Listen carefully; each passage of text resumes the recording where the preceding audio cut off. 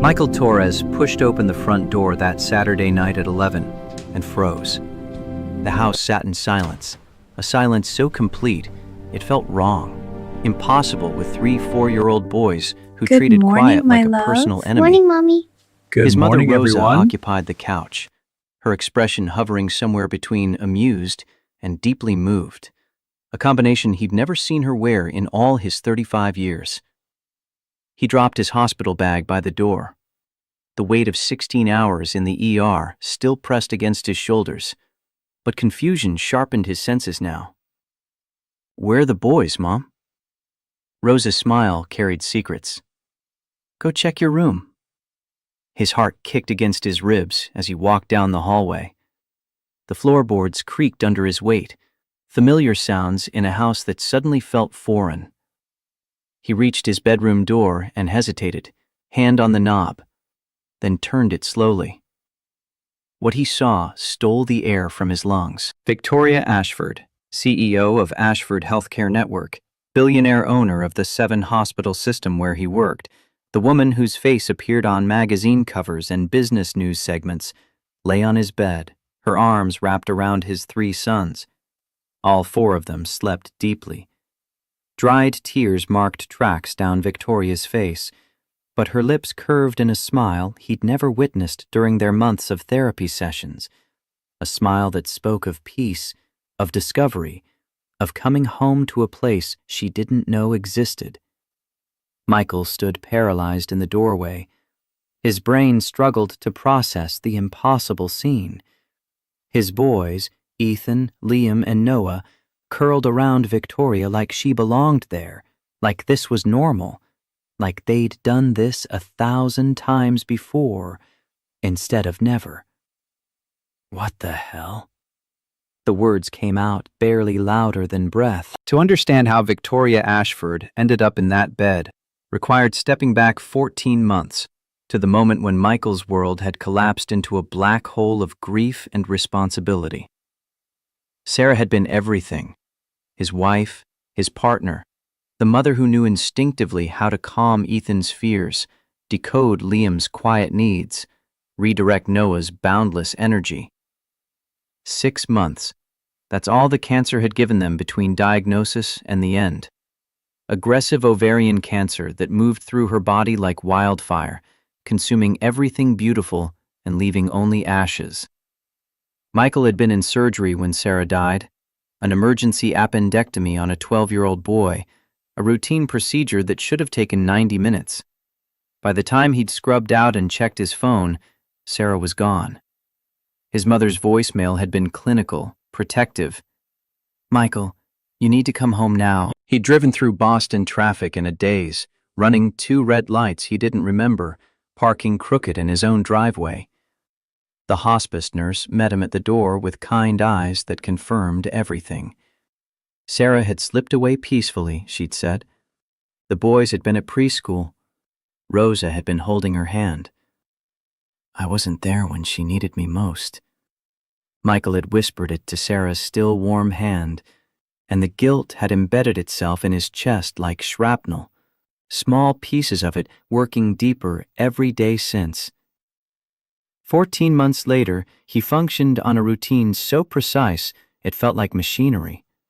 Wake at 5:30, shower while the coffee brewed, prepare breakfast while Ethan, Liam, and Noah engaged in their morning ritual of fighting over toys, bathroom space, and who got to sit in the middle chair.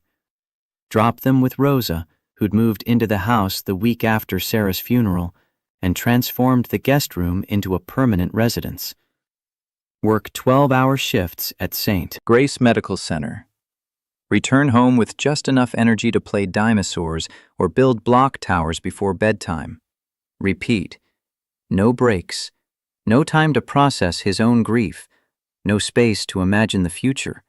Not when 3 lives depended on him being whole, even though inside he'd shattered into pieces he didn't know how to reassemble.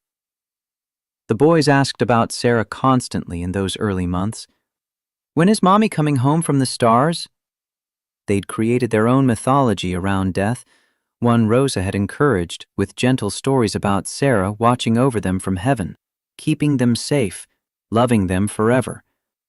Michael had learned to smile when they needed joy, to project strength when they needed security, to hide in the shower when the crying came, because three little faces couldn't see their father break. He'd learned to function on autopilot, moving through days without truly living them, existing in survival mode that stretched ahead for years. 14 more years until the boys graduated high school, longer until they were truly independent, forever until the guilt stopped gnawing at him. Rosa watched him with worried eyes. One evening, 3 months after Sarah's death, she'd cornered him in the kitchen. "Michael, you need help. You need someone." He'd gripped the edge of the counter. "Mom, I had someone. She's gone." "Sarah would want you to live again." "I am living. For them." He gestured toward the living room where the boys crashed toy cars together, their laughter a sound that somehow made the silence in his chest louder. But Rosa was right. He wasn't living. He was surviving, and there was a difference that grew more pronounced as months accumulated. While Michael Torres navigated his grief-soaked existence in a modest 2-story house in Boston's middle-class suburbs, Victoria Ashford occupied a different universe entirely. Her corner office on the 47th floor of one financial center featured floor-to-ceiling windows that overlooked the city like a kingdom. She arrived each morning at 6:30, fresh from a 4:45 workout that left her muscles burning and her mind sharp. The first meeting started at 7. The last often didn't end until 8 at night. 12 to 14-hour workdays, 6 days a week. Sunday mornings were technically off, but her laptop remained open on the kitchen island of her penthouse, emails demanding attention even during the few hours she allowed herself to pretend at rest.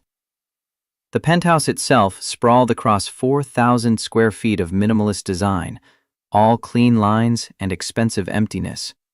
White walls, gray furniture, abstract art that cost more than most people's houses. It echoed when she walked through it. Every footstep announced her solitude. Dinner followed a pattern. Take-out sushi from the same upscale place, eaten at the marble kitchen island while she reviewed quarterly reports or prepared for the next day's negotiations. The city sparkled beyond her windows, millions of lives unfolding in those lights, and Victoria sat alone in her tower, surrounded by luxury that felt increasingly like a very expensive prison. "I built a $2.3 billion empire. Why does it feel like nothing?" She'd spoken the words aloud one night, her voice absorbed by the vast space, without even an echo to acknowledge the question. The panic attack started 8 months ago, though Victoria had ignored the first few, dismissing them as stress, caffeine overconsumption, lack of sleep. During a board meeting, her heart had suddenly raced out of control, her chest constricting like someone was tightening a vice around her ribs. Air became impossible to find. The room tilted. She'd excused herself with admirable composure and locked herself in the executive bathroom for 20 minutes, gripping the marble sink while her body betrayed her. "Just stress," she told her reflection. "Meditate more. Breathe deeper. Work smarter." But the attacks returned with increasing frequency. 2, then 3 times a week. No warning, no apparent trigger. She'd be reviewing contracts or leading strategy sessions or simply riding the elevator, and suddenly her body would rebel, convinced it was dying even though every medical test came back clean. The attack that changed everything happened in a hospital hallway. Victoria had been touring St. Grace Medical Center, one of the 7 facilities in the Ashford healthcare network, when the familiar tightness seized her chest. She'd managed to duck into an empty corridor before the full force hit, but found herself hyperventilating against the wall, vision tunneling, convinced this time was different, this time was real, this time she was actually dying. Michael Torres found her there. He'd been heading to his office after a consult, turned a corner, and discovered the most powerful person in the hospital network gasping for air like a drowning woman. His training kicked in immediately. Calm, professional, he'd approached with steady hands and a voice that cut through her panic. "Ms. Ashford, I need you to breathe with me. In through your nose for 4 counts. 1, 2, 3, 4. Hold for 4. Out through your mouth for 4. 1, 2, 3, 4. He'd guided her to his office, sat her down, talked her through the attack with a competence that felt like a lifeline. When her breathing finally normalized, when the terror receded enough for thought to return, Victoria found herself staring at this doctor whose nameplate read, Dr. Michael Torres, Psychiatry. "This isn't just stress," he'd said, his dark eyes holding hers with uncomfortable directness. "You're experiencing panic disorder. Untreated, it will destroy you." Victoria's walls snapped back into place.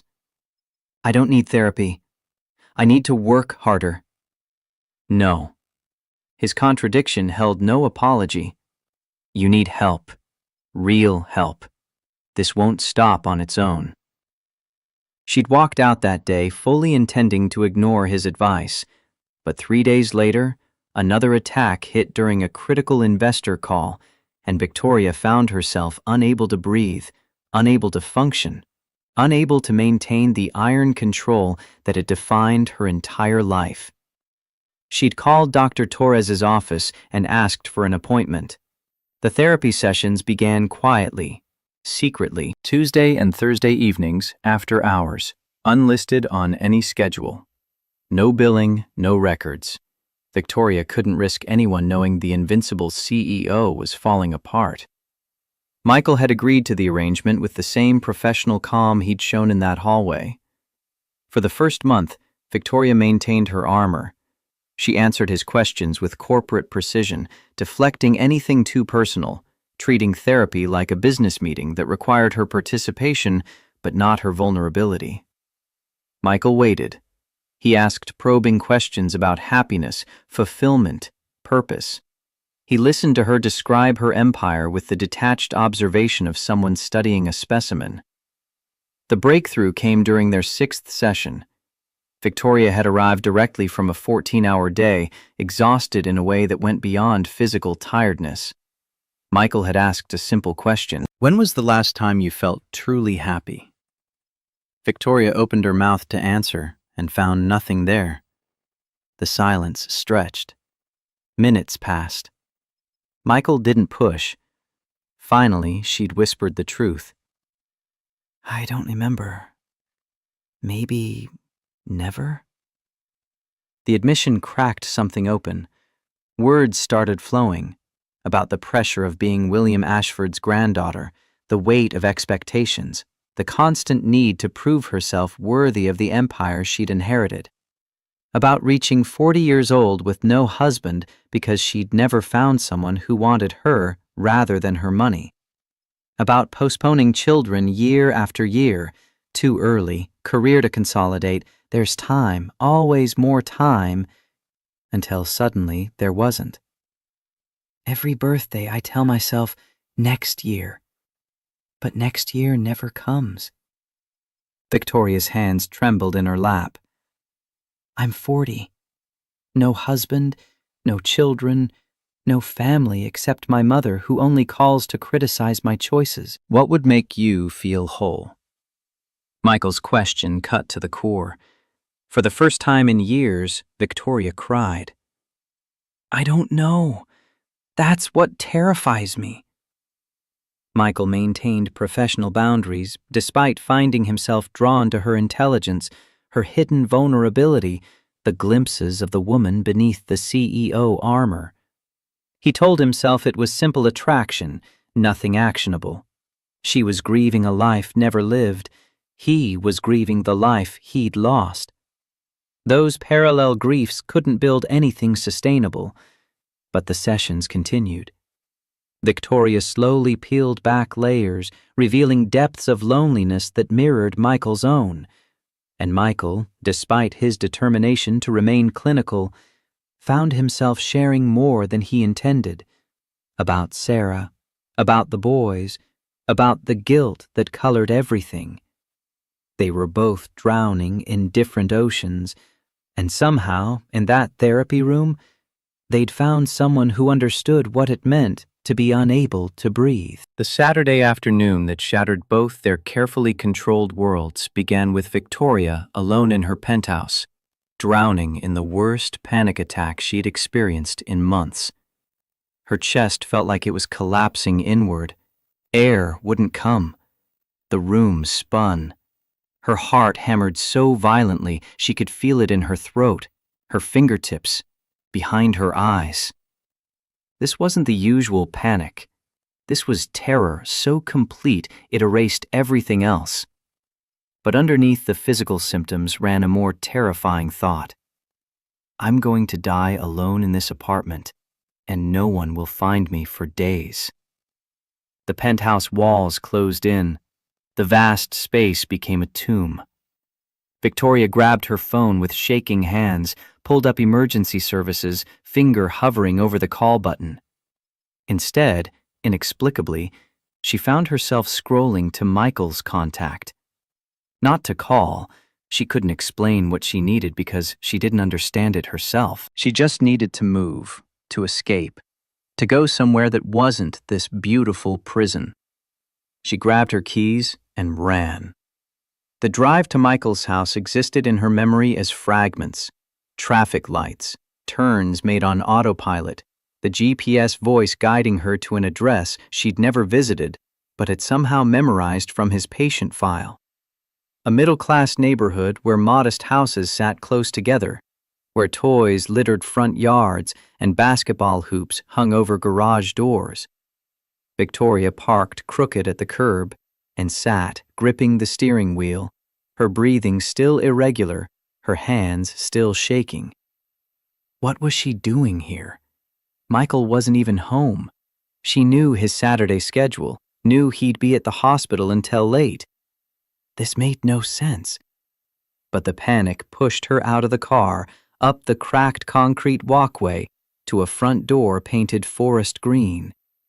She rang the bell before she could reconsider. Rosa Torres opened the door and saw an elegant woman in designer clothes, clearly out of place in this neighborhood, with red-rimmed eyes and ragged breathing. "Can I help you?" Victoria's voice came out smaller than intended.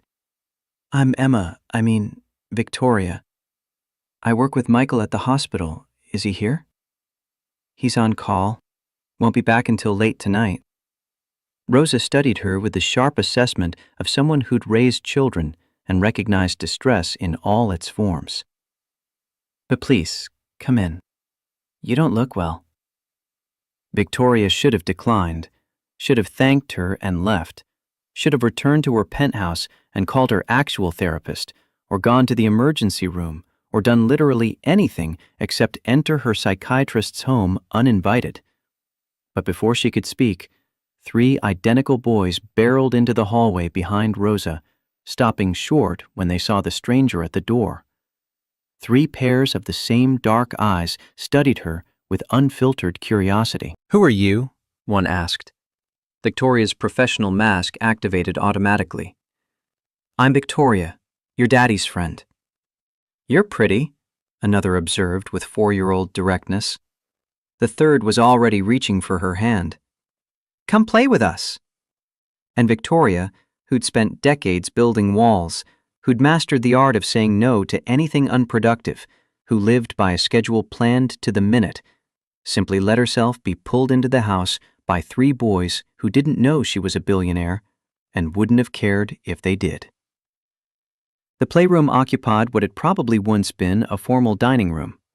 Toys scattered across every surface, building blocks, plastic dinosaurs, matchbox cars, picture books stacked in precarious towers. The chaos should have triggered Victoria's need for order. Instead, something in her chest loosened. Rosa appeared with water and cookies. I'll be in the kitchen if you need anything. Her exit felt like permission, like acknowledgement that whatever brought Victoria here, she was safe to stay. I'm Ethan, the first boy announced, with the authority of someone who'd emerged from the womb 2 minutes before his brothers. He's Liam, and he's Noah. It's nice to meet you. Victoria sat on the floor. When was the last time she'd sat on the floor? And accepted the blocks Ethan thrust at her. We're building a castle for Mommy in the stars, Ethan explained, his small hands already stacking plastic blocks with intense concentration. Victoria's throat tightened. Your mommy is in the stars? Grandma says she watches over us from heaven, Liam added, his voice quieter than his brother's, his eyes more watchful. Noah brought over a fleet of toy cars. Do you like dinosaurs? Yes, I like dinosaurs. Victoria realized her panic had receded. Her heart still beat too fast, but she could breathe. The tightness in her chest had loosened. For the first time in hours, she wasn't actively drowning. The afternoon unfolded in a way Victoria had never experienced. The boys changed the construction rules every 5 minutes, and she followed without question. Noah insisted she provide voices for various vehicles, and she found herself making ridiculous engine sounds that prompted delighted giggles. Liam showed her drawings he'd made that week, waiting patiently for her to study each one and offered genuine observations. Hours passed. Victoria didn't think about quarterly reports or board meetings or the 3 contracts waiting for her signature, didn't mentally rehearse Monday's presentation or worry about the competitor trying to poach her best surgeons. She was completely, entirely present, laughing at the boys' nonsensical jokes, building elaborate structures that immediately got demolished, being pulled from one activity to another by 3 inexhaustible sources of pure energy. Ethan showed her a crayon drawing that made Victoria's chest ache. 5 figures, a tall man labeled Daddy, 3 small boys, an older woman marked Grandma, and a conspicuous empty space beside the father figure. What's this space for? Victoria traced the blank area with 1 finger. Ethan's answer came with the simplicity of truth. For when Daddy finds someone to be happy with again. Grandma says one day he'll find someone and won't be sad anymore.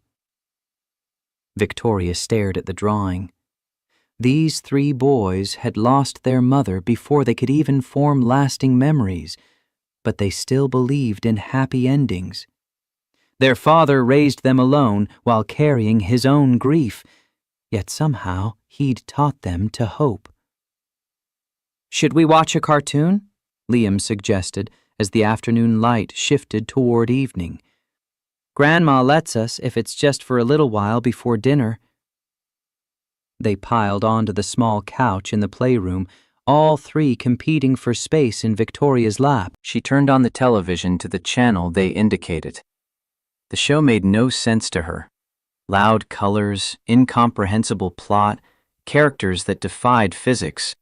But the boys watched with rapt attention, occasionally shouting excited commentary at the screen.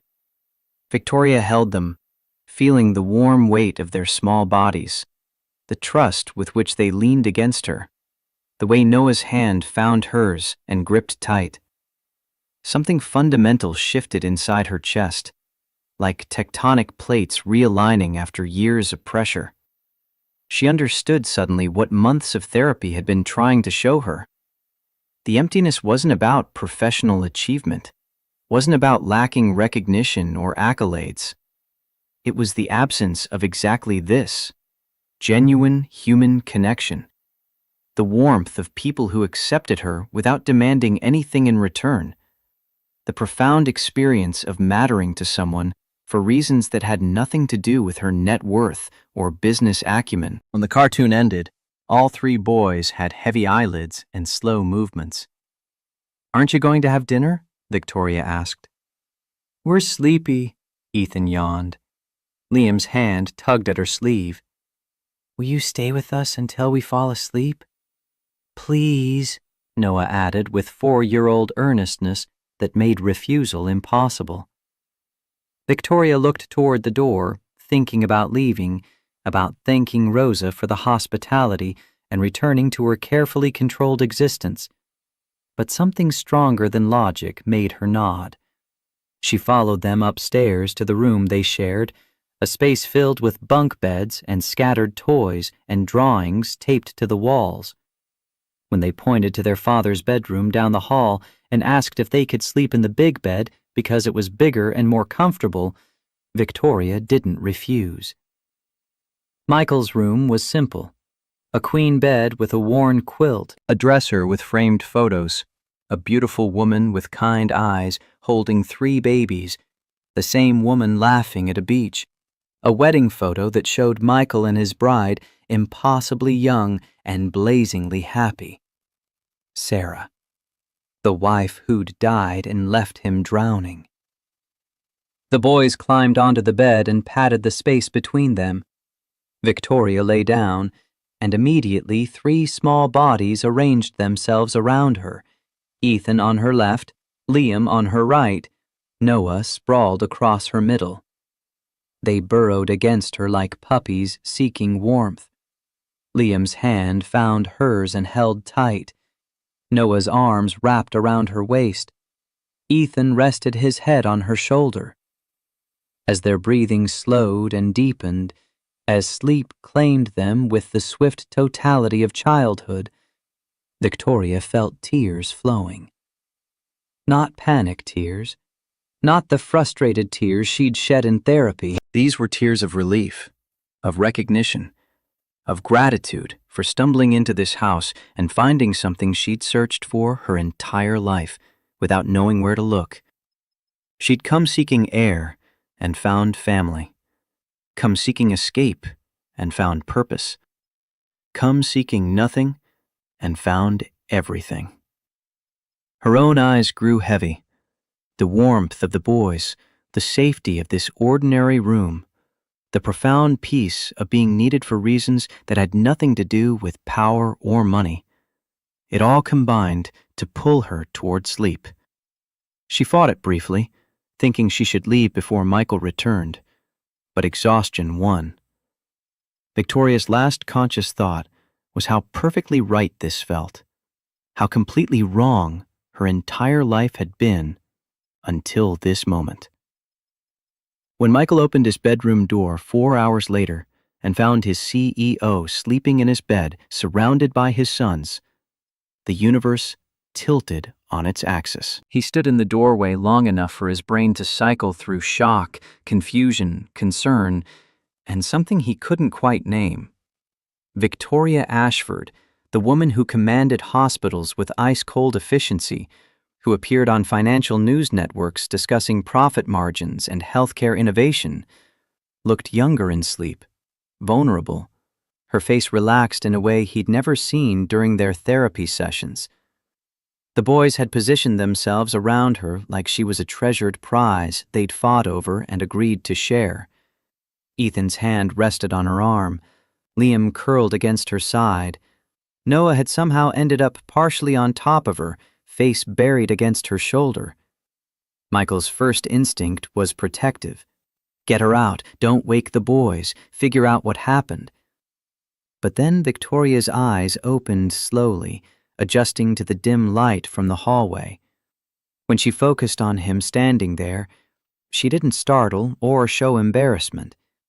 She simply smiled. Small, tired, genuine. He gestured for her to extract herself, pointing at the sleeping boys.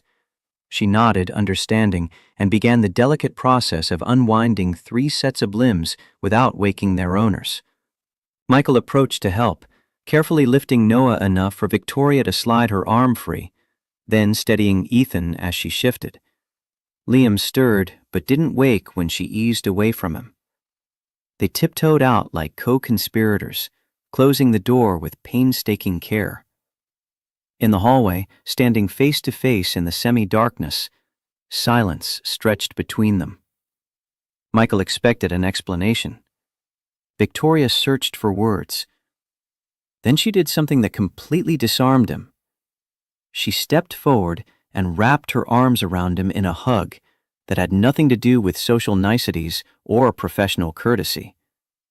This was the embrace of someone barely holding herself together, someone who needed human contact to prove she still existed. Michael recognized it because he'd given and received this exact hug in the months after Sarah died. The desperate grip of someone reminding themselves they were still alive.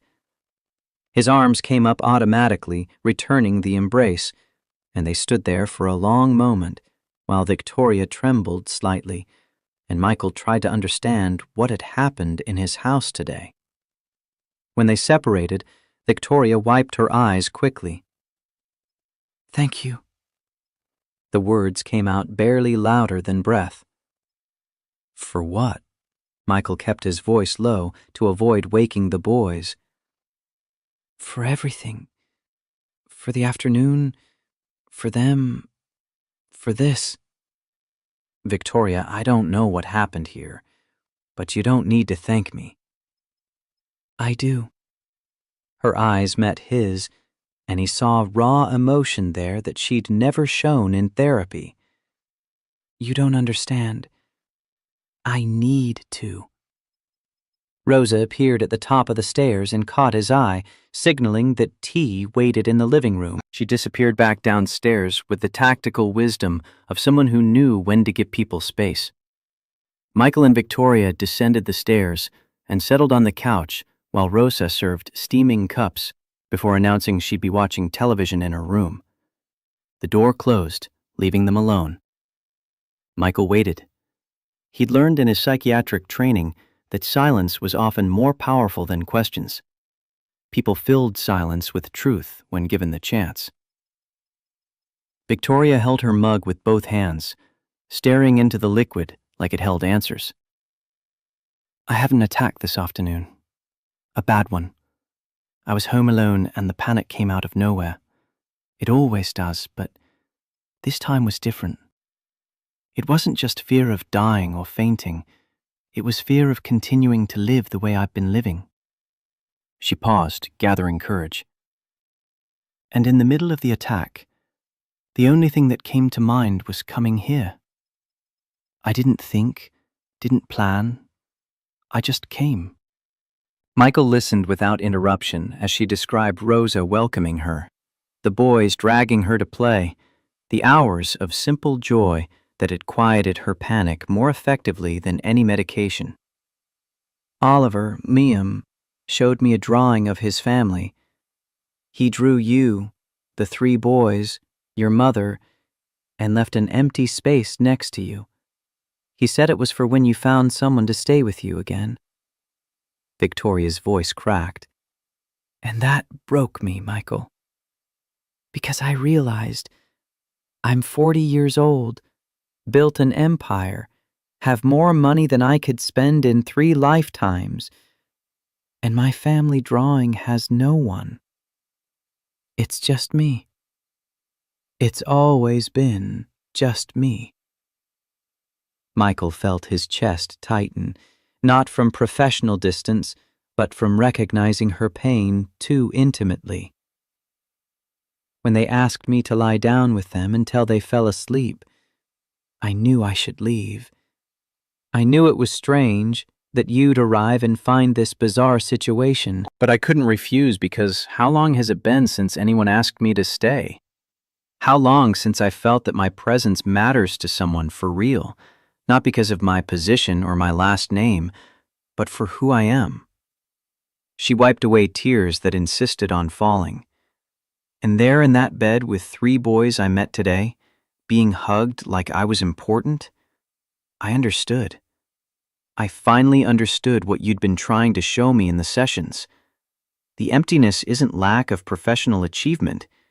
It's lack of this real connection, this human warmth, this feeling of belonging to something that goes beyond meetings and contracts and quarterly earnings.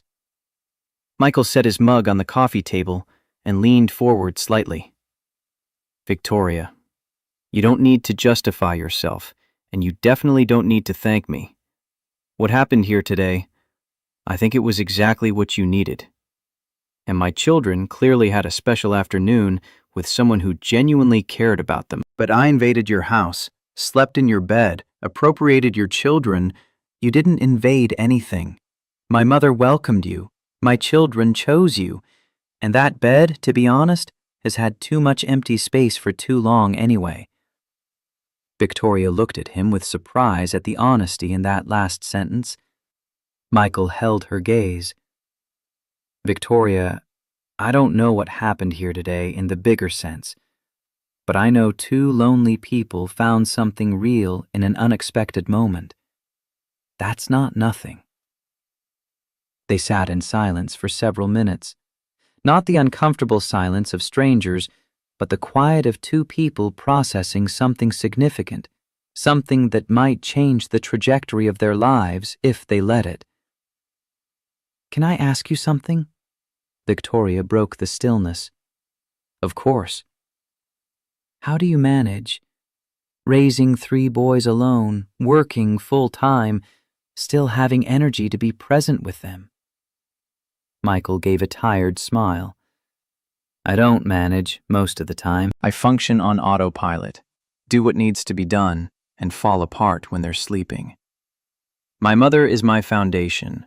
Without her, I don't know if I'd still be standing. But you're doing an incredible job. Those boys are well-adjusted, loving, happy. They are because they don't know their father still cries. That there are days I can barely get out of bed, but have to because they need me. That I'm so afraid of failing them that sometimes I freeze. Michael's voice dropped. But they don't see that. And it's better that way. Victoria reached across the table, and Michael took her hand without hesitation. You're not failing. On the contrary, you're giving them something many children never have. A father who shows up every day, even when it's hard. And you aren't lost just because you built a career instead of a traditional family. You're searching, which is different. And today, you found a piece of what you were looking for. That's not nothing. Their hands remained joined on the table, and in that touch existed something that transcended professional boundaries. Neither acknowledged it explicitly, but both felt the shift. Can I come back? Victoria's question emerged quietly, vulnerable. It doesn't have to be every week, but maybe one Saturday from time to time? To see the boys? Michael squeezed her hand gently. I think they'd love that. They asked about the pretty lady 90 times before falling asleep. She smiled through her tears. So, until next Saturday? Until next Saturday, Victoria. When she finally stood to leave, when they said goodbye at the door with a hug that lasted several seconds longer than friendship required, both knew that night had altered more than just an afternoon of playing. It had opened a door neither had known existed, one that led towards something neither could name yet, but both wanted to explore. Victoria drove back to her penthouse with the ghost sensation of small arms around her, the echo of children's laughter in her ears, and for the first time in months, the panic stayed quiet. She'd sought air to breathe and found an entire atmosphere. She'd sought escape from emptiness and stumbled into fullness. Michael returned to check on his sleeping sons, standing in the doorway of his bedroom, watching their peaceful faces. The house felt different now, like Victoria had left something invisible but tangible behind. Possibility, perhaps, or hope, or simply the reminder that his life didn't have to be defined entirely by loss. Rosa found him there 20 minutes later, still watching the boys sleep. She's good with them, Rosa observed. She is. But son, Be careful. Michael turned to face his mother. Careful of what? They're getting attached. And if she leaves... She won't leave, Mom. Rose's expression held the sorrow of experience. Everyone leaves, Michael. Sarah didn't choose to, but she left. And these boys can't handle another loss. The warning landed in Michael's chest with uncomfortable weight, but he pushed it aside. Victoria had found something precious in his home, in his children. She wouldn't abandon that. She couldn't. But standing in that doorway with his mother's concerns hanging in the air, Michael realized they'd crossed a line today that couldn't be uncrossed. Victoria Ashford wasn't just his patient anymore. She'd become something more complicated, something that scared him almost as much as it attracted him. He thought about Sarah's photo on his dresser, wondered what she'd think of this development, whether she'd approve or feel betrayed. The guilt that constantly gnawed at him flared bright. Was he replacing her? Was he allowed to feel this pull toward someone else? Did wanting Victoria in his life somehow diminish what he'd had with Sarah? The questions had no easy answers. So Michael did what he'd become expert at over 14 months of grief. He pushed them down, locked them away, and focused on the immediate. His boys were safe. Victoria had found peace. Tomorrow he'd return to his routine. Everything would be fine. Except deep in his gut, he knew nothing would ever be quite the same again. Victoria returned the following Saturday at 10 in the morning, carrying a children's book she'd bought during the week and a bag of ice cream that would almost certainly melt before they got around to eating it. The boys spotted her through the front window and erupted in chaos. 3 identical faces pressed against the glass, hands waving frantically, voices muffled but clearly shouting her name. Rosa opened the door before Victoria could ring the bell. The older woman's smile held warmth, but also assessment, the look of someone protecting her territory while remaining gracious. They've been asking about you since Monday. The boys swarmed Victoria the moment she stepped inside, all talking at once, pulling her in 3 different directions. Ethan wanted to show her the new block tower he'd designed. Liam had drawn a picture specifically for her. Noah demanded she see the rock collection he'd started in the backyard. Michael emerged from the kitchen with coffee, watching the scene unfold. Victoria caught his eye over the boys' heads, and something passed between them. Acknowledgement, maybe, or gratitude, or the simple recognition of 2 people who'd stumbled into something neither quite understood yet. The morning dissolved into controlled chaos. Building blocks became a castle, then a spaceship, then a restaurant where Victoria was forced to pretend eat plastic food while Ethan explained the menu with absolute seriousness. Liam sat close, occasionally reaching out to touch her arm as if confirming she was real. Noah crashed toy cars with sound effects that Victoria gamely attempted to replicate, earning delighted giggles when she got the engine noises wrong. By noon, they'd migrated to the backyard, where lunch happened at a picnic table Michael had dragged from the garage. Hot dogs and chips, and the ice cream Victoria brought, now properly melted, but still delicious according to 3 enthusiastic reviews. Food ended up everywhere except entirely in mouths, ketchup on shirts, chip crumbs in hair, melted ice cream dripping down chins. Victoria didn't flinch when Noah's juice box exploded across her silk blouse, the purple liquid spreading across fabric that cost more than most people spent on groceries in a month. The boys froze, eyes wide, waiting for anger that didn't come. It's just a shirt. Let's clean it up together, okay? Michael observed from the back door, coffee mug in hand, struck by the ease with which Victoria had adapted to chaos. This woman who commanded boardrooms and negotiated million-dollar contracts was on her knees soaking up juice with paper towels, while Noah apologized in a tiny voice and she assured him accidents happen to everyone. But Michael also noticed his mother's expression, concerned, guarded, protective. Rosa was watching Victoria with the wariness of someone who'd seen her son devastated once and refused to let it happen again. Later, after the boys had been corralled into watching cartoons, Rosa pulled Michael into the kitchen.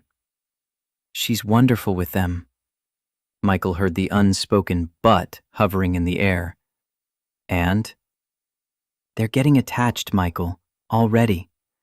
Ethan asked this morning if Miss Victoria was going to be their new mommy."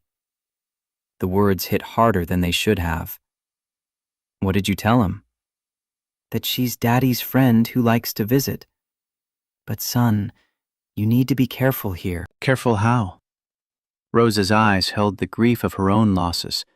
A husband gone 10 years now. A daughter-in-law buried 14 months ago. What happens when she gets bored? When the novelty wears off and she remembers she has a company to run, a life to live. These boys can't handle another person leaving them. "She's not going to leave, Mom." "You don't know that. Nobody knows that." Rosa gripped the edge of the counter. Love is easy when it's new and shiny. Staying is hard. And these boys, they've already learned that people they love disappear. Michael wanted to argue, to defend Victoria, to insist his mother was wrong. But doubt crept in, like cold water through cracks in a hall. What did he really know about Victoria beyond their therapy sessions and one extraordinary Saturday? People showed their best selves at the beginning. Reality came later when routine set in and novelty faded. The afternoon continued with Victoria unaware of the conversation in the kitchen. She stayed until after dinner, helping with the bedtime routine that surprised Michael with her natural competence. She read stories in different voices, tucked blankets with the perfect amount of firmness, kissed foreheads without hesitation. When the boys finally slept and Victoria prepared to leave, Michael walked her to her car. The evening air carried the first hint of autumn coolness. "Thank you for letting me come back." "You don't need to thank me every time." Michael leaned against her car, hands in his pockets. "I do, though. You can't imagine how different this week was, knowing I had this waiting at the end of it." Something in her voice made Michael's chest tighten, a loneliness so profound that these few hours with his children had become her lifeline. It should have felt flattering. Instead, it scared him. "Victoria, can I ask you something that might be too invasive?" "You can ask." "Why did you never have children? I mean, it's obvious you love this. Why did you let it pass?" She was quiet for long enough that Michael thought she might not answer. When she spoke, her voice carried the weight of accumulated regrets. "Because I thought I had time. Because I prioritized the company. Because I never found someone who wanted children with me for the right reasons. They wanted the Ashford name, the money, the connections." She stared at the darkening sky. "And when I realized time was actually finite, when I went to that fertility specialist and learned my window had closed, I was already 40 and alone. It seemed too late." "It's not too late. Adoption, surrogacy, alone, Michael? At 40? With my work schedule?" Victoria's laugh held no humor. "What agency would approve me? I work 70 hours a week. I live in a penthouse that echoes. I have no partner, no support system, nothing that says good parent except money. And money is the one thing that doesn't actually qualify you to raise a child." Michael studied her profile in the streetlight. "You know I'm raising 3 alone, right?" "You weren't alone when they were born. You had a partner, had a plan. I'd be starting from zero, no reference, no instinct, no idea what I'm doing. It's different." "Different isn't impossible." Victoria turned to look at him directly, and something in her expression made Michael's pulse quicken. "Can I ask you something now?" Of course. Have you thought about having someone again? Not for the boys to have a mother figure, for you to have company, partnership, someone to share this life with? The question struck deep. Michael took a long time answering, watching his own breath fog in the cooling air. I think about it. Then I feel guilty, like it's betrayal. Like Sarah died last week instead of 14 months ago. And there are the boys to consider. How do I explain that someone new is going to appear? How do I guarantee this person won't leave and hurt them worse? You don't guarantee anything. Victoria's voice softened. Nobody guarantees anything in life. But that doesn't mean you have to stay trapped in grief forever. And you? Why did you never allow yourself to have someone for real? Someone who wanted you and not your empire? Because everyone wanted the Ashford heiress, not Victoria. They wanted access, connections, status. And when I couldn't separate what was real from what was interest anymore, I stopped trying. She wrapped her arms around herself. Must be lonely, people say. And yes, it is. But you know what's worse? Not realizing you're alone until you find something that reminds you what it feels like not to be. They looked at each other across the small space between them, and something unspoken filled the gap. Recognition, attraction, possibility. Neither was ready to name it, but both felt it like electricity in the air before a storm. These Saturdays have been the first thing I've looked forward to anxiously in years. Not because they're breaks from work, I like work, but because here I'm not the CEO. I'm not the heiress. I'm just me, and people here like me for that. Michael reached out and took her hand. The touch felt simultaneously natural and dangerous. You're welcome here whenever you want. Not as CEO, not as patient, as Victoria, the person my children adore and who He stopped, realizing he'd been about to say something too revealing too soon. Who you what? Her question came barely louder than breath. Who I like having around. The safer version, the one that didn't expose how much he'd thought about her this week, how many times he'd caught himself wanting to text her, how the house had felt emptier on the days between her visits. But Victoria's eyes said she understood what he hadn't spoken aloud. The Saturdays became routine over the following weeks. Victoria arrived at 10, stayed through lunch, sometimes lingered until after dinner. The boys stopped asking when she'd visit and started planning what they'd do when she came. Rosa's cooking expanded to accommodate 4 adults instead of 2, though her worried glances at Michael continued. The boys' attachment deepened visibly. Ethan started saving his best drawings for Victoria. Liam asked her opinion on important matters, like which superhero was strongest. Noah, the most reserved of the 3, began seeking her out specifically when he was hurt or upset, wanting her comfort over everyone else's. Michael watched it happen with a mixture of joy and terror. His sons were healing, opening their hearts to someone new, but his mother's warning echoed constantly. What happens when she leaves? The shift began subtly.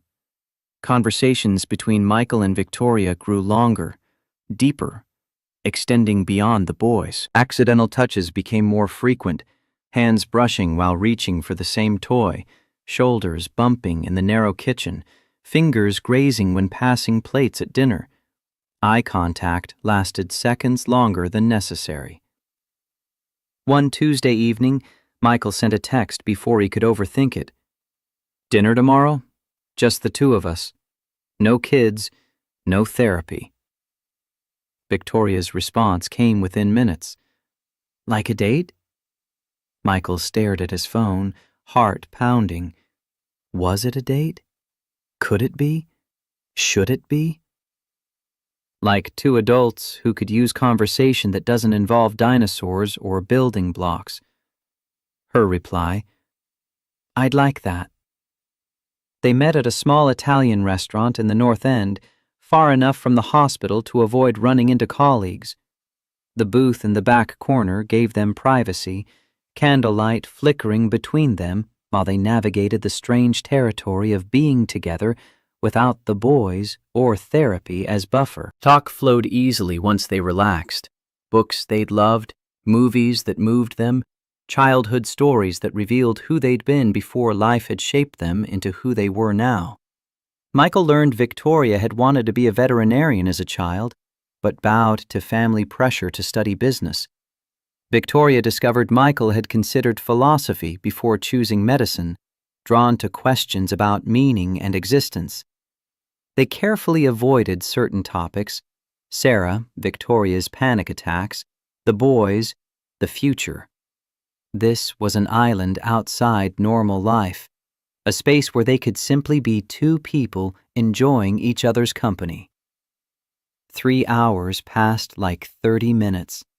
The restaurant staff began cleaning around them before they noticed the time. In the parking lot, saying goodbye felt awkward in a way that hadn't existed at Michael's house. Victoria moved in for a hug, and it lasted longer than friendship warranted. Michael's arms tightened around her, and he breathed in the scent of her perfume mixed with something uniquely her. When they separated, the air between them felt charged. Same time next week? Michael's voice came out rougher than intended. I'd like that very much. They almost kissed. Both leaned in slightly, caught themselves, pulled back. Not yet. Not while everything remained so complicated and undefined. But driving home separately, both smiled in their cars, feeling something that resembled hope. The Tuesday dinners became routine alongside the Saturday visits. Weeks turned into months. Hand-holding graduated from accidental to intentional. Goodbye hugs extended until they bordered on embrace. Goodnight kisses materialized, chaste, brief, but unmistakably romantic. Neither pushed for more. Michael's guilt about Sarah resurfaces regularly, manifesting in dreams where she asked him why he was replacing her, why she wasn't enough, why he'd moved on so quickly. He'd wake in cold sweats, gripped by the certainty that loving Victoria somehow diminished what he'd had with Sarah. Victoria battled her own demons. Late at night in her penthouse, she'd question whether she actually loved Michael or simply loved the escape he represented. Did she want him, or did she want his ready-made family? Would she feel this pull toward him if he didn't come with 3 boys who filled the child-shaped void in her life? The questions had no clear answers, so they moved forward cautiously, building something neither could quite name. By month 4, Victoria had a drawer in Michael's bedroom. Not because anyone had suggested it, but because she spent enough evenings there that keeping a change of clothes made practical sense. She'd help with bedtime, stay for adult conversation after the boys slept, sometimes doze on the couch during a movie, and wake to Michael covering her with a blanket. The boys adapted seamlessly. Ethan declared Victoria should live with them permanently. Liam asked why she had her own house when she could just stay in theirs. Noah, with 4-year-old bluntness, asked, "Are you going to be our new mommy?" Victoria had frozen, looking to Michael for guidance. He'd knelt to Noah's eye level, voice gentle but firm. Victoria is someone very special to all of us, but she's not replacing your mommy. Your mommy will always be your mommy. Victoria is Victoria. Noah had seemed satisfied with that non-answer, but the question lingered in the air, unanswered, but not forgotten. The cracks in their careful balance started showing in week 6 of Victoria's visits. Noah, who'd been warming to her steadily, suddenly became hostile. He threw toys when she arrived, refused to play with her, hid in closets when she tried to engage. The transformation was dramatic and disturbing. Ethan and Liam were baffled. "Noah, why are you being mean to Miss Victoria?" Noah's response came with tears and fury. "She's not Mommy. I want Mommy. Make her go away." Victoria tried everything, giving him space, offering his favorite activities, attempting gentle conversation. Nothing worked. Noah's rejection was absolute and devastating. Michael discovered the trigger after a conference with Noah's preschool teacher. The class had done a Mother's Day craft project, and Noah had created a card for Mommy in the Stars. The teacher had gently suggested he might want to give it to someone else who took care of him, maybe his grandmother or another special person. Noah had come home convinced that if he gave the card to Victoria, he'd be erasing Sarah completely. His 4-year-old logic couldn't hold both: his dead mother in the stars and this living woman in their house. Accepting Victoria meant betraying Sarah's memory. Michael sat with Noah that evening, pulling him into his lap despite the boy's resistance. "Buddy, Victoria isn't replacing Mommy. Nobody can replace Mommy." "But Ethan says he wishes she was our new Mommy. And you smile at her like you smiled at Mommy in the pictures." The accusation hit like a fist. Michael's throat tightened. "Noah, I loved your Mommy more than anything. But she's gone, and she's not coming back. That doesn't mean I can't care about other people." "I don't want to care about other people. I want Mommy back." Noah dissolved into sobs, the kind of grief-stricken crying that couldn't be comforted, only weathered. Michael held him while his own tears fell silently. These boys had lost so much, and now they were being asked to open their hearts again, to risk loving someone who might leave. It was too much to ask of anyone, let alone children who'd already learned that love meant loss. Victoria overheard from the hallway. She'd come upstairs to help with bedtime and found herself eavesdropping on a conversation that shattered her. She found Michael in the kitchen an hour later, after Noah had finally cried himself to sleep. "I'm making this worse. I should stop coming." Michael leaned against the counter, exhausted. "This is grief, Victoria. It has to come out. Better now than years from now, when it's hardened into something toxic." "But Noah is right. I'm not their mother. I don't know how to be what they need. I don't know how to navigate this." Victoria's voice cracked. "I'm a 40-year-old woman who's never had children, never been married, never even had a serious relationship that lasted more than 6 months. I run a billion-dollar company, but I can't handle a 4-year-old's grief." Michael moved closer, capturing her hands. "Victoria, I don't know how to handle it either. I wake up every day terrified I'm failing them. I'm a psychiatrist who can't fix his own son's trauma. We're both fumbling in the dark here. But you're their father, and I still don't have the answers." Sarah was the one who understood their emotional needs, who knew instinctively how to soothe their fears. I'm just a guy who loves them desperately and hopes that's enough. They stood in the kitchen, bound by shared inadequacy and fear. For the first time, they'd acknowledged the truth. Neither had any idea what they were doing, but both were trying anyway. The vulnerability drew them together. Michael pulled Victoria into an embrace that had nothing to do with romance and everything to do with mutual need. Two people drowning in different ways, finding someone else who understood what it meant to be unable to breathe. "I'm scared," Victoria whispered against his shoulder. "Me too." They stood like that for a long time, holding each other up. Week 8 brought Michael's text proposing Tuesday dinner for just the two of them. Week 10 brought another. By week 16, the pattern was established. Saturdays with the family, Tuesdays with each other. The relationship deepened without either acknowledging it explicitly. They were dating, though neither used that word. They were falling for each other, though neither spoke it aloud. They were building towards something serious while pretending they were just enjoying each other's company. Michael found himself comparing Victoria to Sarah in quiet moments, immediately feeling guilty for it. Sarah had been warm, spontaneous, comfortable with mess and chaos. Victoria was controlled, precise, needed structure.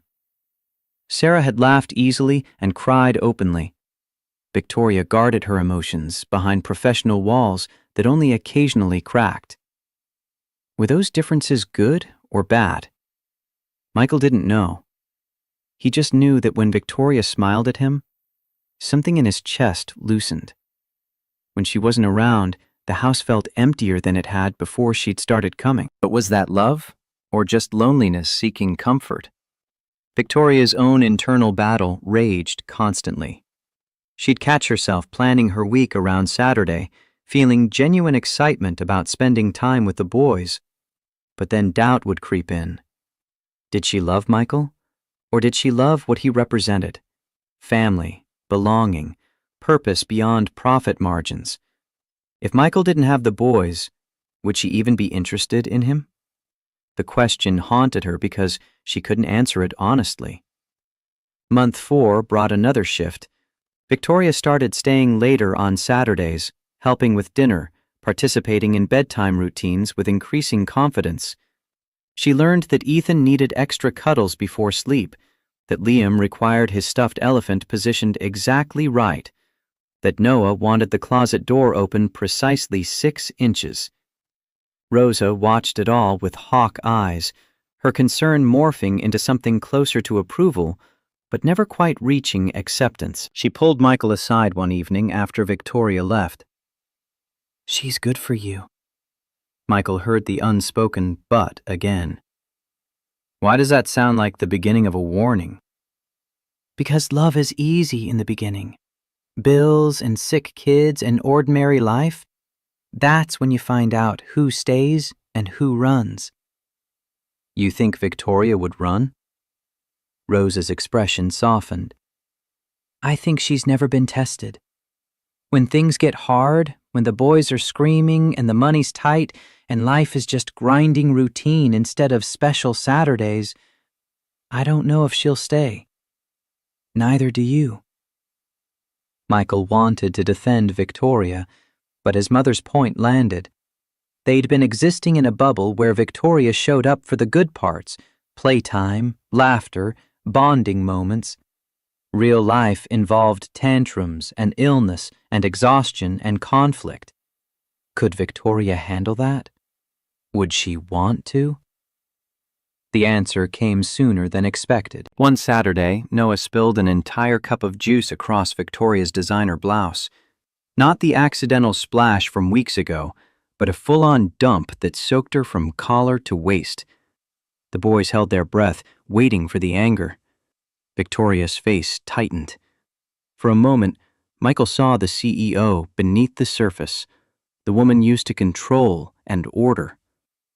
Then she breathed deliberately and forced a smile. It's fine. Accidents happen. Let's clean it up. But her voice held an edge that hadn't been there before. The smile didn't reach her eyes. And when Noah apologized in a tiny voice, Victoria's response came out clipped, professional. It's okay, Noah. Just be more careful next time. The warmth had drained from the interaction, replaced by polite distance. Michael saw it. Rosa saw it. The boys felt it. The afternoon limped along with Victoria trying to recapture her earlier ease, but not quite managing it.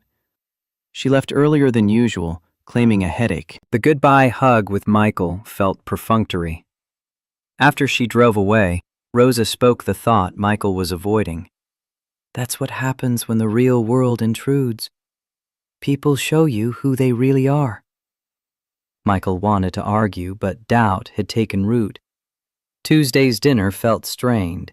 Victoria apologized for leaving early Saturday, blamed stress from work. Michael accepted the excuse but sensed something had shifted. They were both trying too hard, overcompensating, aware of new fragility in whatever they were building. Can I ask you something that might be too personal? Victoria's question came over dessert. We're a bit past worrying about personal, aren't we? Do you think about having someone again? Not for the boys, for yourself. Companionship, partnership, love. Michael set down his fork, buying time. I think about it constantly. Then guilt crashes in and tells me it's betrayal.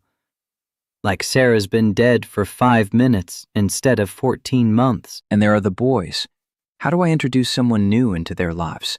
How do I promise them this person won't leave when I can't guarantee it myself? Victoria's expression tightened almost imperceptibly. You can't guarantee anything. Life is risk. But that doesn't mean you have to stay frozen in grief forever. I know that logically. Emotionally is different. Michael paused. What about you? Why have you never let yourself be vulnerable with someone?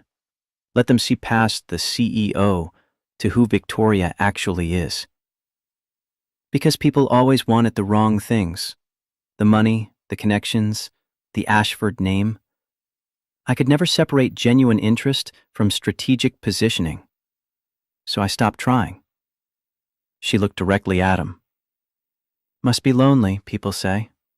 And yes, it is. But you know what's worse than being alone?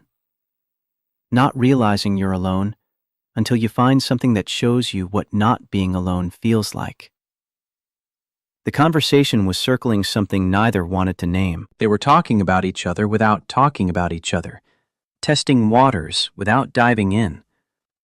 The evening ended with their longest kiss yet, still chaste, still restrained, but carrying months of accumulated longing. When they separated, both were breathing harder. What are we doing, Victoria? Her answer came after a long pause. I don't know, but I don't want to stop. Neither do I. But driving home separately, both wrestled with the same questions. What were they building? Where was this going? And could it possibly work given how complicated everything was? Month 5 arrived with Victoria more integrated into their lives than ever. She had her toothbrush in Michael's bathroom, her coffee mug in the cabinet, her favorite spot on the couch. The boys had stopped asking when she'd visit and started assuming she'd be there.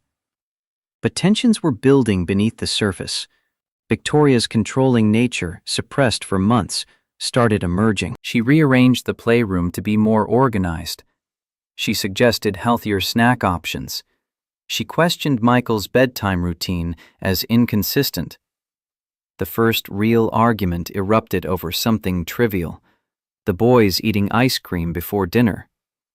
That's not healthy. They should have vegetables first, establish good eating habits. Rosa's response was immediate and sharp. Sometimes sugar and joy are more important than perfect nutrition. Victoria bristled. I'm just trying to help establish structure. Help or control? Rosa's question cut deep. Michael watched the exchange, seeing his mother defend her territory and Victoria struggle with relinquishing the command that defined her entire life. Later, after the boys were asleep, Victoria and Michael talked in the backyard. I'm sorry, I overstepped. You're used to running things, making decisions, optimizing systems. But they're children, not employees. Michael kept his voice gentle but firm. They need flexibility, spontaneity, room to be messy and imperfect. I don't know how to not be the CEO. It's all I've ever been. Victoria's admission carried real pain. I walk into any situation and immediately start identifying problems and implementing solutions. It's automatic. Then learn to turn it off, because control kills joy, and these boys need joy more than they need optimization. Victoria nodded, but Michael saw the struggle in her eyes. Could she change something so fundamental to who she was? Did she even want to? The warning signs were there, but both chose to ignore them, too invested in what they were building to acknowledge the cracks in the foundation. Month 5 brought the crisis neither had anticipated. The board meeting summons arrived on a Thursday afternoon. Dr. Michael Torres was requested to appear before the Ashford Healthcare Network Ethics Committee the following Tuesday at 9 a.m. No explanation provided, no charges listed, just the cold professional directive that turned his blood to ice. Victoria received her own notification simultaneously, delivered by her assistant with apologetic eyes. The board required her presence at the same meeting to discuss potential conflicts of interest regarding her relationship with an employee. Michael called her immediately, voice tight with controlled panic. "What is this?" "Richard Sterling." Victoria's response came clipped, furious. "He's making his move." Richard Sterling, CFO of Ashford Healthcare for the past decade, had wanted Victoria's position since her grandfather died. He'd been passed over for a younger woman with less experience. Never mind that the younger woman was the founder's granddaughter, Harvard-educated and brilliant. Richard had nursed his resentment quietly, waiting for ammunition. The relationship between the CEO and a staff psychiatrist was precisely the weapon he needed. The meeting room on Tuesday felt designed for intimidation. Massive mahogany table, leather chairs that swallowed occupants, walls lined with portraits of stern-faced medical pioneers. 7 board members sat in judgment. Richard Sterling occupied the seat closest to the head of the table, his smile sharp as surgical steel. Michael entered first. Victoria 10 minutes later, as protocol demanded. They weren't allowed to sit together. The distance felt deliberate, symbolic. Richard opened with clinical precision. "We're here to address concerns about a relationship between Ms. Victoria Ashford, CEO of this network, and Dr. Michael Torres, employee of St. Grace Medical Center. This relationship creates substantial conflict of interest, raises questions about favoritism, and exposes the organization to potential legal liability. Dr. Torres could claim coercion or inappropriate leverage. Ms. Ashford's judgment regarding personnel decisions may be compromised. The appearance of impropriety damages institutional integrity regardless of actual misconduct." Victoria's response came in full CEO mode, voice arctic and unyielding. "Dr. Torres is not my subordinate. He reports to the chief of psychiatry, who reports to the hospital administrator, who reports to regional operations. I have no direct authority over his employment, salary, or advancement. Furthermore, my personal life is not board business unless it demonstrably affects company performance. Since taking this position, I've overseen 23% revenue growth, expanded services to underserved communities, and improved patient satisfaction scores across all facilities. My personal relationships have zero impact on those metrics." Richard's smile widened. "Then you won't object to signing this agreement?" He slid documents across the table.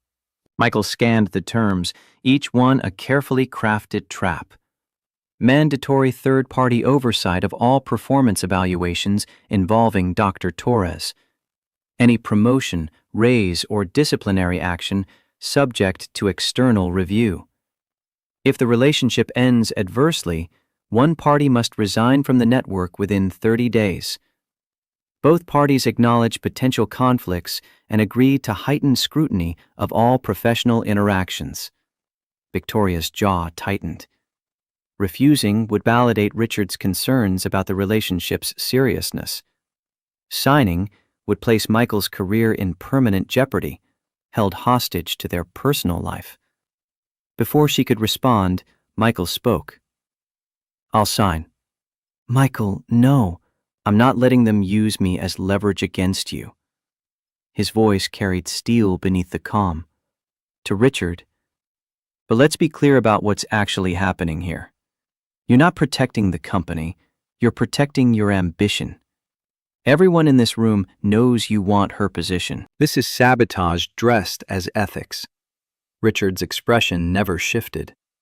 Then prove me wrong. Stay together for 6 months without incident. If you can manage that without damaging the organization, perhaps these concerns are unfounded. The meeting ended with signatures on documents that felt like shackles. Walking out separately, protocol again, Michael felt the weight of every eye in that hallway. Word would spread through the hospital by lunch. The CEO's secret relationship, now public knowledge, subject to institutional scrutiny. Victoria caught up to him in the parking garage, her heels echoing sharply off concrete. I could have handled that. By sacrificing what? Us? Your position? Michael's frustration boiled over. That agreement is designed to make you choose between your career and this relationship. There is no us. We're not even official. We haven't defined anything. We're just... What the hell have we been doing for 5 months, Victoria? What do you call these Tuesday dinners and Saturday routines and the drawer in my bedroom? She recoiled as if struck. I call it complicated. I call it undefined. I call it something I can't name because naming it makes it real, and real things can hurt me. Michael stared at her, seeing the walls rebuilt in real time. You're running again. I'm being realistic. This was always impossible. CEO and employee, billionaire and middle-class doctor, woman with no family and man with 3 sons. We were playing house, pretending the real world didn't exist. Now it does, and we have to face that maybe this was a mistake from the beginning. She walked to her car, each step deliberate, controlled. Michael watched her go, recognizing the retreat for what it was. Victoria Ashford choosing the empire over the risk, choosing safety over vulnerability. The following Saturday, Victoria texted that she couldn't make it. Work emergency. The boys' disappointment cut deeper than Michael expected. Ethan asked if they'd done something wrong. Liam wondered if she was sick. Noah, surprisingly, was the most vocal. I want Miss Victoria.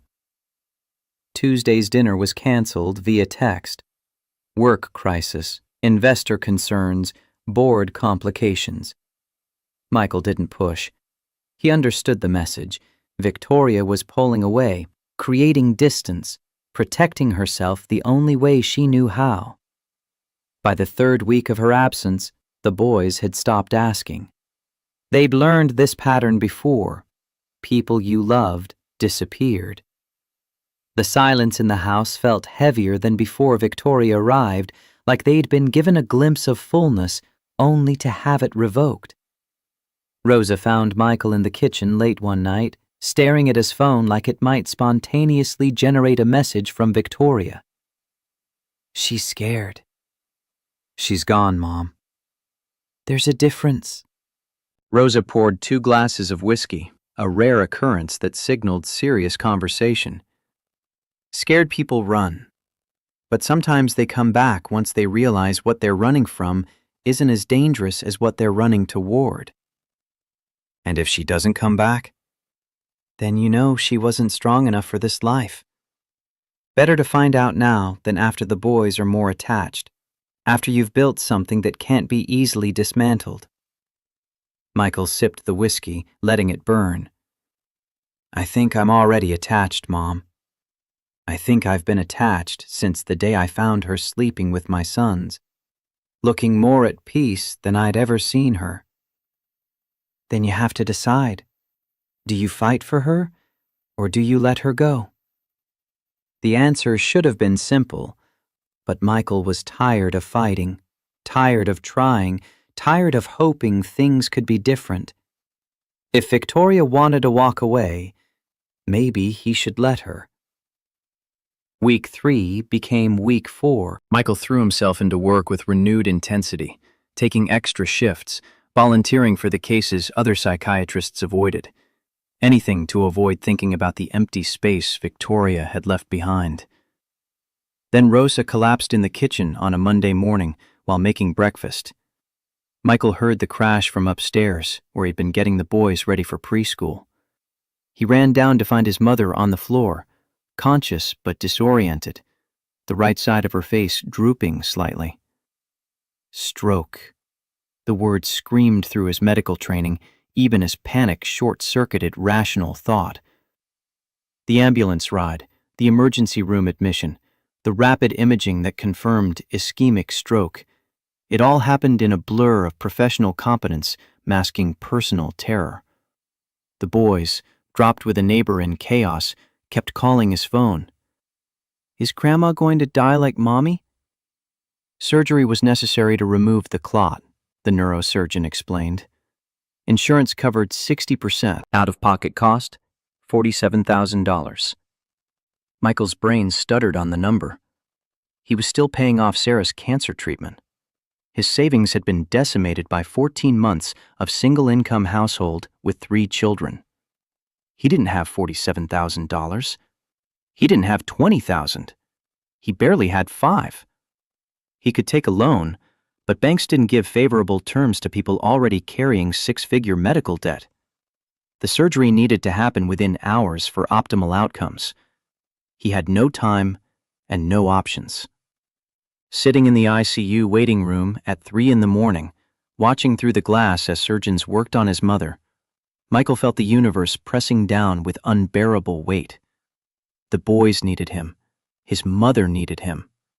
He was drowning, and there was no one to pull him up. Victoria learned about Rosa's stroke from the hospital administrator. Protocol required notifying the CEO of any employee family emergencies that might affect work attendance.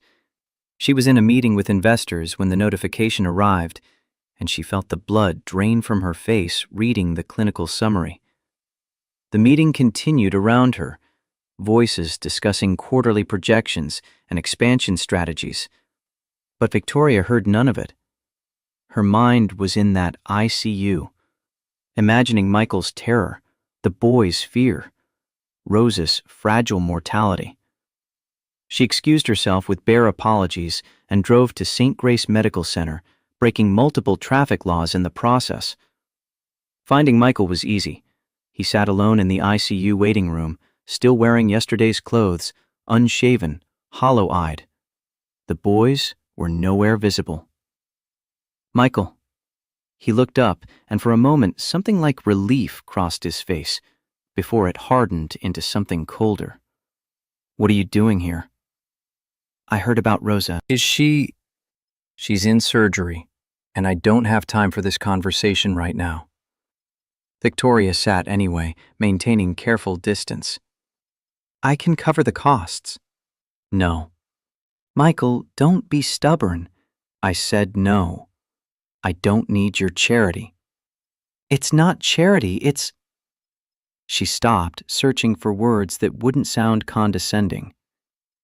It's what people do for people they care about. We're not people who care about each other, Victoria. You made that abundantly clear when you disappeared for a month. His voice was flat, exhausted beyond emotion. You were right that day in the parking garage. This was always impossible. We were playing house, pretending reality didn't exist. Now reality exists, and I can't afford to have you in my life making it more complicated. That's not fair. Fair?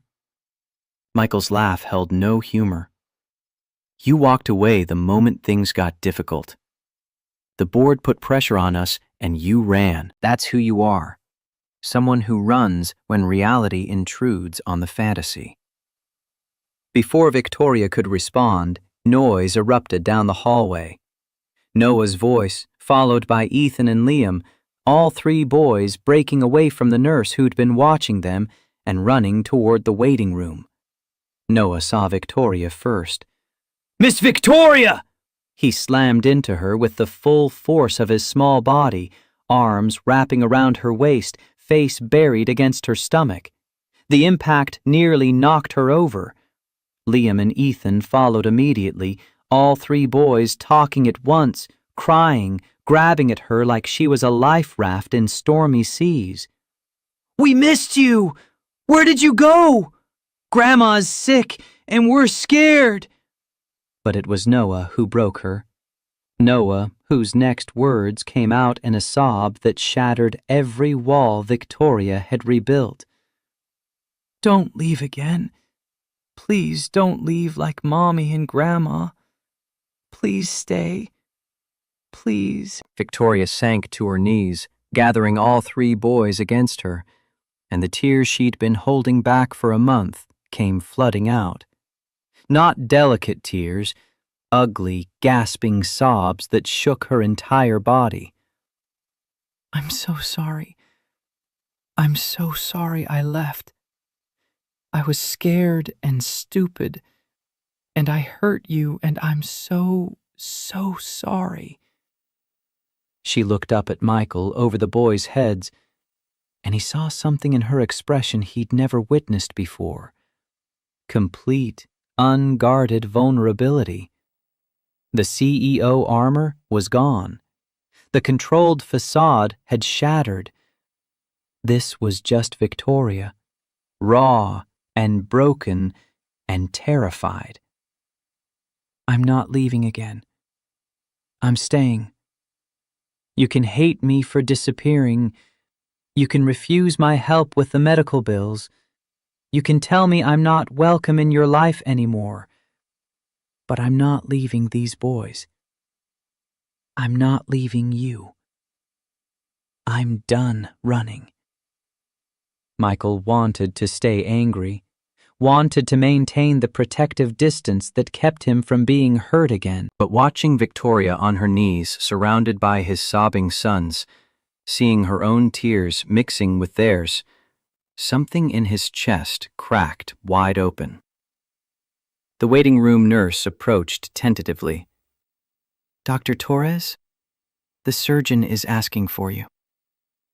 Michael stood, looked at Victoria and the boys tangled together on the floor, and made a decision that felt like stepping off a cliff. "Stay with them. Please. I'll be back." Rosa's surgery succeeded. The clot was removed, blood flow restored, damage minimized by the rapid intervention. She'd need extensive rehabilitation, but the prognosis was favorable. Michael returned to the waiting room an hour later to find Victoria still on the floor with the boys, all four of them asleep in an exhausted pile, her arms around them even in unconsciousness. He sat down beside them and put his hand on Victoria's shoulder. She stirred, eyes opening slowly. "She's okay. She's going to be okay." Victoria's face crumpled with relief. Fresh tears came, quieter now, grateful. "Thank God." "About the money. I'm setting up a trust through the hospital foundation. Anonymous donor. You'll never know if it's from me or not, so you can't refuse it." Her voice was fierce despite the tears. "And before you argue, know that I'm done letting pride stand in the way of doing what's right. Your mother needs care. Your boys need their grandmother. I can help, and I'm going to help. And you can be angry about it, but you can't stop me." Michael studied her for a long moment.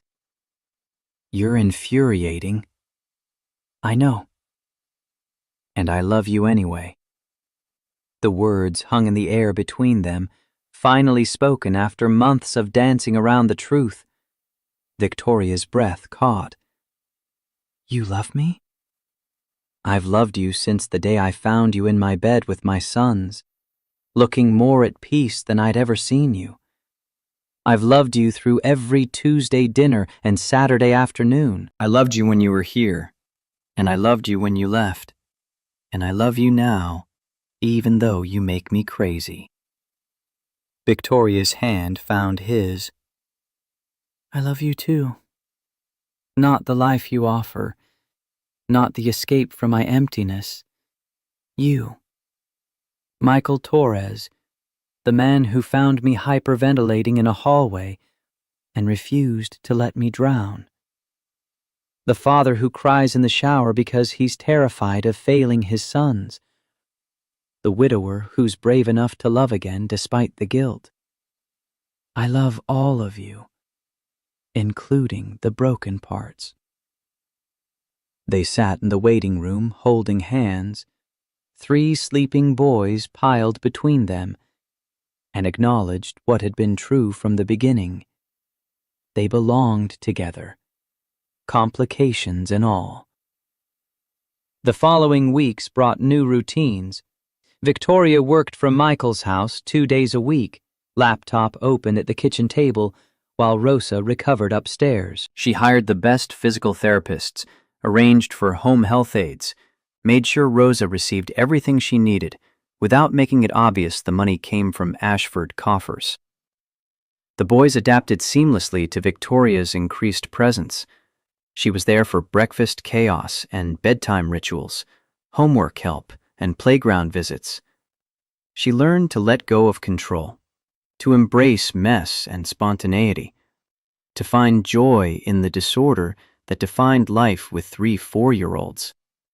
Rosa, confined to bed during early recovery, had extensive time to observe. She watched Victoria struggle with patience when the boys fought, saw her bite back controlling impulses when things didn't go according to plan, witnessed her learning, adapting, becoming someone who could thrive in the beautiful mess of family life. One afternoon, Rosa called Victoria to her bedroom for private conversation. You came back. Victoria sat beside the bed, taking Rosa's hand carefully. The right side still had reduced sensation. I should never have left. You were scared. Terrified. Of failing them, of not being enough, of proving everyone right who said I wasn't cut out for this. Victoria's thumb traced circles on Rosa's palm. But being away was worse than being scared.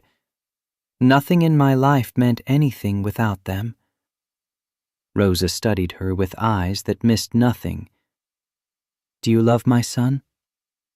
Yes, more than I knew I could love anyone. Enough to stay when it's hard? When it's not special Saturdays and Tuesday dinners, but sick kids and tight money and grinding routine. Victoria met her eyes directly. I'm not going anywhere. Ever. I know you don't fully trust me yet, and I don't blame you, but I'm going to prove it through action, not words. I'm here for the long term, the hard parts, all of it. Rosa squeezed her hand weakly. Then welcome to the family, Victoria. Because that's what we do. We stay. The tears came again, but these were different. These were tears of acceptance, of belonging, of finally finding home. Month 6 arrived with Victoria and Michael's relationship no longer secret or undefined. The board had watched for scandal and found none. Richard Sterling, realizing his play had failed, submitted his resignation and took a position with a competing network. The ethics agreement remained in place, but the threat had dissolved. Hospital gossip still swirled. The CEO and the psychiatrist, the billionaire and the single dad, the unlikely romance that defied every expectation.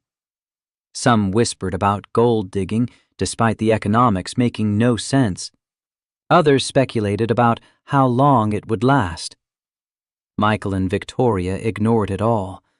They were too busy building something real to care about commentary from people who didn't matter. The proposal happened on a random Thursday evening, not because Michael planned it, but because the moment felt right. They were in the backyard after the boys' bedtime, sitting on the porch steps, drinking wine and talking about nothing important.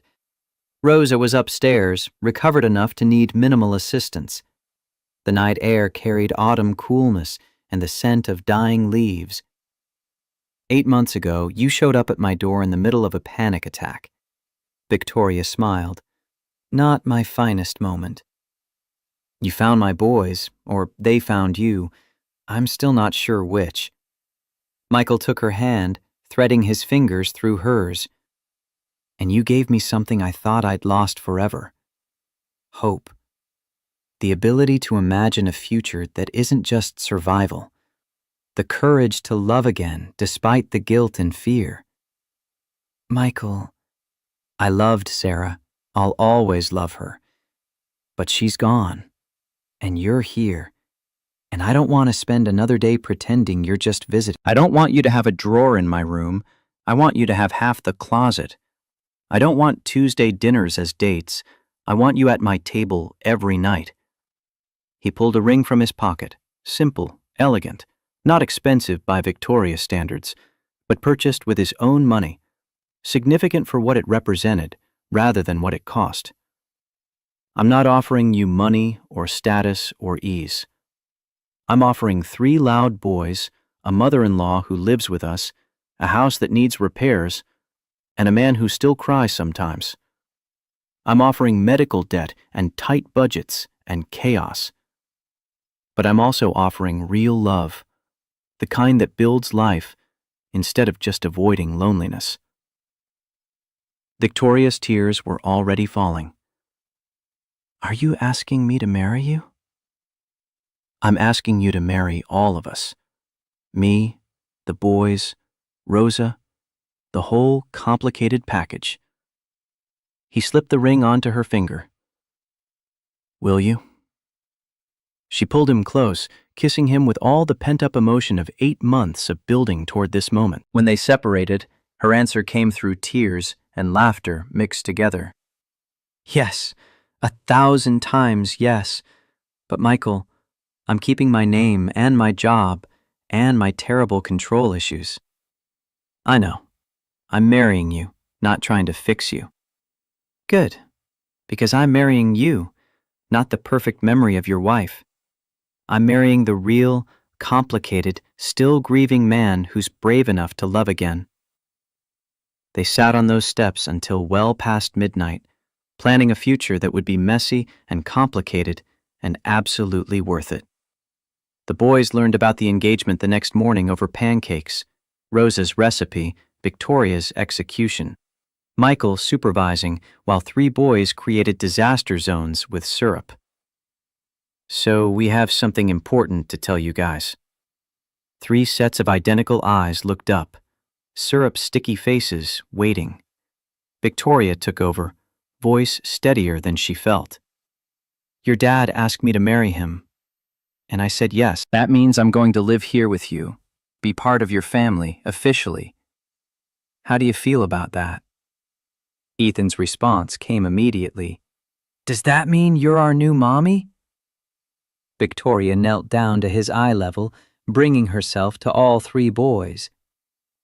I won't ever replace your mommy. She'll always be your mommy, the one who gave birth to you, who loved you first, who watches over you from the stars. I'm just Victoria, who loves you very much and wants to be part of your life. Is that okay? Liam's question was practical. Will you still do the funny voices when you read stories? Every single night. Noah's contribution surprised everyone. I love you, Victoria. First time he'd said it. First time he'd chosen her voluntarily, without prompting.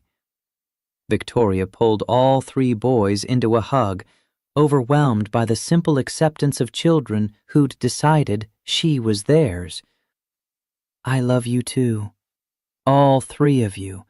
So much. Michael watched his sons embrace the woman who had become their stepmother and felt the guilt about Sarah finally recede. Not disappear. He'd always carry some measure of it. But now it shared space with gratitude for second chances, for unexpected love, for the courage to build something new on the foundation of what he'd lost. The wedding happened 6 months later in their backyard, the same space where Michael had proposed, where the boys played daily, where Victoria had learned to let go of control and embrace chaos. Small ceremony, 30 guests. Rosa recovered enough to walk without assistance. The boys served as ring bearers, creating predictable chaos that made everyone laugh. Catherine Ashford attended in silence, her presence a grudging peace offering that Victoria accepted without demanding more. Michael's vows were simple. I vow to let you run the hospital, but not our home. To love you when you're brilliant and when you're impossible. To share my children, my life, and my heart with you for as long as we both live. Victoria's response came with tears and laughter mixed. I vow to learn to let go, to choose family over empire when it matters most, to love your sons as fiercely as I love you, and to never, ever run away again. I'm staying, Michael, through everything, forever. The boys cheered when they kissed, Noah shouting, "Ew!" loud enough to make everyone laugh. At the reception, catered simply, decorations homemade by 3 enthusiastic 4-year-olds, Ethan presented Victoria with a drawing, the same family picture from months ago, but now filled in. No empty space beside Michael. Victoria stood there in crayon glory, arms around all 3 boys, smile as wide as her face. You're in the picture now. Forever. Victoria framed that drawing and hung it in her office at Ashford Healthcare, a reminder of what actually mattered when the corporate world tried to convince her otherwise. 1 year after that first Saturday, when Victoria showed up desperate and drowning, Michael woke to the familiar scene. Victoria asleep beside him, 3 boys piled onto the bed during their Saturday morning cartoon tradition. But now Victoria was his wife. The boys called her Mom sometimes, Victoria other times, whatever felt right in the moment. Rosa lived with them still, healthy and active, the grandmother glue that held everything together. The house was louder, messier, more chaotic than Michael had ever imagined wanting. And it was perfect. Victoria had reduced her work hours, still CEO, still driven, but home for dinner 4 nights a week. She'd learned to delegate, to trust her team, to define success by bedtime stories read and family dinners shared, rather than solely by profit margins. The panic attacks had stopped completely. Turned out what she'd needed all along wasn't medication or therapy or meditation. It was belonging. Purpose that extended beyond boardrooms. Love that asked nothing except that she show up. Michael still talked to Sarah's photo occasionally, but the conversations had changed. Less guilt, more gratitude. Thank you for the boys. Thank you for teaching me how to love. I hope you'd approve of who I chose to love next. Victoria woke to find Michael watching her, that soft expression on his face that she'd learned meant he was feeling grateful. What are you thinking? That 3 years ago, I found a billionaire CEO sleeping in my bed with my sons and thought the universe had lost its mind. She smiled. And now? Now I know it was the universe trying to save both of us. He kissed her softly, while 3 boys began stirring around them. You came looking for air and found a family. I came looking for escape and found purpose. Victoria pulled him closer as small bodies began demanding attention. We both came looking for nothing and found everything. The morning dissolved into beautiful chaos. Boys bouncing on the bed, demands for Saturday pancakes, Victoria trying to impose order while Michael encouraged disorder, Rosa's laughter floating up from downstairs where she'd started breakfast. This was life now. Messy, loud, complicated, exhausting, absolutely perfect. Victoria had built a $2.3 billion empire and discovered it meant nothing compared to this. 3 boys who needed her, a man who loved her, a family who'd chosen her. She'd spent 40 years searching for fulfillment in all the wrong places, climbing mountains that left her empty at the summit. Turned out what she needed was right here all along, in a modest house in suburban Boston, in the arms of 3 children who didn't care about her money, with a man who loved her not despite her flaws, but including them. Michael had survived 14 months of grief by functioning on autopilot, convinced he'd never feel whole again. Victoria had shown him that wholeness didn't require forgetting the past. It required making space for the future while honoring what came before. They'd both been drowning in different oceans, and somehow they'd found each other and learned to swim. Saturday mornings stretched ahead with no schedule, no demands, nothing but time together. 3 boys and 2 adults tangled in blankets, laughing at cartoons, eating pancakes that Rosa brought upstairs on a tray, existing in the perfect imperfection of family life. Victoria had finally stopped running. Michael had finally stopped merely surviving. Together, they'd built something neither could have created alone. A blended family born from loss and loneliness, held together by love and stubborn hope.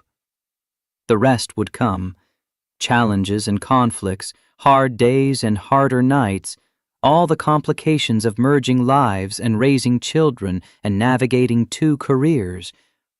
But they'd face it together, and that made all the difference. 3 years ago, on an ordinary Saturday night, Michael Torres had opened his bedroom door and found the impossible. Today, it was simply home.